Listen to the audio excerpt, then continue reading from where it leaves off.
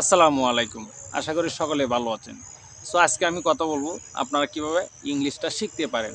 ইংলিশটা শিখার পরে আপনি কিভাবে অনর্গল ইংলিশে কথা বলতে পারেন সেটার জন্য আজকে একটা পূর্ণাঙ্গ একটা গাইডলাইন আমি দিচ্ছি। আশা করি আপনারা ভিডিওটা সম্পূর্ণ দেখবেন এবং দেখার পরে যদি কোনো রকম কোয়েশ্চেন থাকে অবশ্যই কমেন্টস করবেন অথবা ইনবক্স করবেন, আমি সমস্যার সমাধান দেব ইনশাল্লাহ। তো সেটা হচ্ছে আপনি যদি ইংলিশে কথা বলা শিখতে চান, সো ফার্স্ট অফ অল আপনাকে যে কাজটা করতে হবে আপনার ভোকাবুলারি জানতে হবে। এখন ভোকাবুলারি কি? শব্দ ভান্ডার। সেটা আমরা যদি অন্যভাবে বলি সেটা হচ্ছে ওয়ার্ড মিনিং। ঠিক আছে, ওয়ার্ড মিনিং শব্দের অর্থ আপনাকে জানতে হবে। সো কারণ যারা ইংলিশে কথা বলে, আমরা যখন ইংলিশে কথা বলি তখন কিন্তু আমরা কখনো এই মুখস্থ করে আসি নাই। তার মানে কি আমাদের অনেক আগে থেকে এগুলা মাথায় সেট আপ রাখতে হবে যে কখন কোন কথাটা বলবো। তখন কিন্তু গ্রামার ইউজ করতে হয়, অনেক সময় আমাদের ম্যাক্সিমাম সময় আমাদের গ্রামার ইউজ করতে হবে। সো এখন গ্রামার কি? গ্রামার আপনার পরের সাবজেক্ট, আগে হচ্ছে আপনাকে ওয়ার্ড মিনিং মুখস্থ করতে হবে। এখন ওয়ার্ড মিনিং আপনি কীভাবে মুখস্থ করবেন? ডেইলি আপনি 5টা ওয়ার্ড মিনিং মুখস্থ করবেন। ডেইলি আপনি 5টা ওয়ার্ড মিনিং মুখস্থ করবেন। এই ডেইলি 5টা ওয়ার্ড মিনিং আপনি কীভাবে মুখস্থ করবেন? আপনি প্রয়োজনে একটা খাতা নেবেন, একটা কলম নেবেন।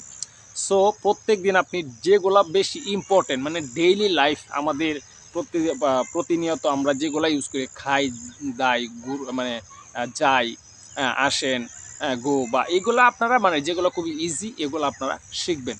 এখন এটা কিভাবে শিখবেন সেটা হচ্ছে, সাপোজ ধরেন গো মানে যাওয়া, আমি জাস্ট এক্সাম্পল দিয়ে বোঝাচ্ছি। গো এক পাশে লিখবেন, তারপরে ডাইন পাশে এটার বাংলা যে অর্থটা আছে যাওয়া এটা লিখবেন। তাহলে কি হবে? এই গো অর্থতে যাওয়া এটা একটু পর পরে আপনি এই খাতাটা দেখবেন, দেখার পরে এটা কিন্তু আপনার মুখস্থ হয়ে যাবে। মুখস্থ হওয়ার পরে এভাবে আপনি অনেকগুলা ওয়ার্ড মিনিং মুখস্থ করবেন প্রতিনিয়ত, মানে একদিনে বেশি না 5টা করবেন, বা আপনার যদি ক্ষমতা কোলায় বা আপনি যদি পারেন তাহলে আপনি আরও বেশি করবেন 10টা। মানে যত দ্রুত বা যত বেশি আপনি দ্রুত আয়ত্ত করতে পারেন তত আপনি দ্রুত ইংলিশে কথা বলা শিখতে পারেন। তো এইভাবে আপনি মুখস্থ করবেন। মুখস্থ করার পরে এই যে গো মানে যে যাওয়া আপনি শিখলেন, এইটা নিয়ে এখন আপনি একটা বাক্য তৈরি করেন। এখন বাক্য মানে কি? সেন্টেন্স। এখন এই বাক্যটা তৈরি করতে গেলে আপনাকে যে কাজটা জানতে হবে সেটা হচ্ছে টেন্স এবং সেন্টেন্স, এই দুইটা সম্পর্কে আপনাকে জানতে হবে। টেন্স এবং সেন্টেন্স না জেনে আপনি কখনো বাক্য তৈরি করতে পারবেন না।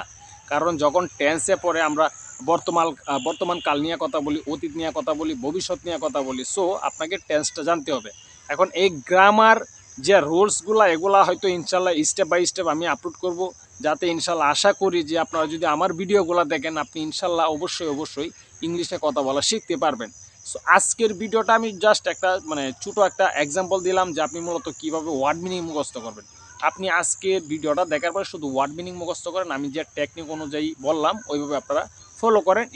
ইনশাল্লাহ দেখবেন ভবিষ্যতে আমি প্রতিনিয়ত আরও অনেক অ্যাডভান্স লেভেলের, বেসিক টু অ্যাডভান্স লেভেলের ইংলিশে কথা বলা, pronunciation, grammar, A to Z বিষয় নিয়ে আমি ইনশাল্লাহ ভিডিও আপলোড করবো। সো ততক্ষণ পর্যন্ত ইনশাল্লাহ আপনারা সবাই ভালো থাকবেন। আসসালামু আলাইকুম।